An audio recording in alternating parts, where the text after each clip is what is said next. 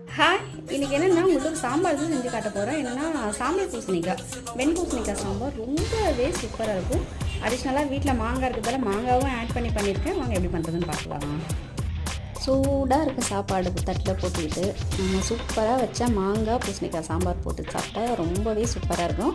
எப்படி பண்ணுறதுன்னு பார்த்தீங்கன்னா, அடுப்பத்தை வச்சு வாங்க வச்சு எண்ணெய் ஊற்றி எண்ணெய் காஞ்சதும் கடுகு போட்டு கூடவே கொஞ்சமாக வெந்தயம் போட்டு கடுகு வெடித்து வெந்தயம் சேர்ந்ததும் கொஞ்சமாக பெருங்காயம் போட்டு கட் பண்ணி வச்சுருக்க வெங்காயம், பச்சை மிளகாய், கருவேப்பிலை போட்டு நல்லா வதக்கிட்டு பழுத்து தக்காளியை போட்டு அதையும் நல்லா வதக்கிட்டு இந்த சைஸில் கட் பண்ணி வச்சுருக்க பூசணிக்காய் கூடவே மிளகாய்த்தூள், அதுக்கப்புறம் நல்லா பூ மாதிரி வேக வச்சுருந்து பருப்பு எடுத்து ஊற்றிட்டு தேவையான அளவுக்கு தண்ணி ஊற்றி ஒரு 5 நிமிஷம் கொதிக்க விட்டிங்கன்னா போதும், சூப்பராக வெந்துடும்.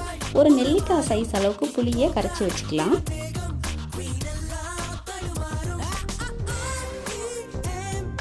புளியை ஊற்றிக்கிட்டு இப்போவே உப்பு காரெல்லாம் பார்த்துட்டு உப்பு பத்தெல்லாம் லைட்டாக போட்டுக்கலாம். இந்த ஸ்டேஜில் மாங்காவை போட்டு ஒரு 4 கொதி விட்டிங்கன்னா சாம்பார்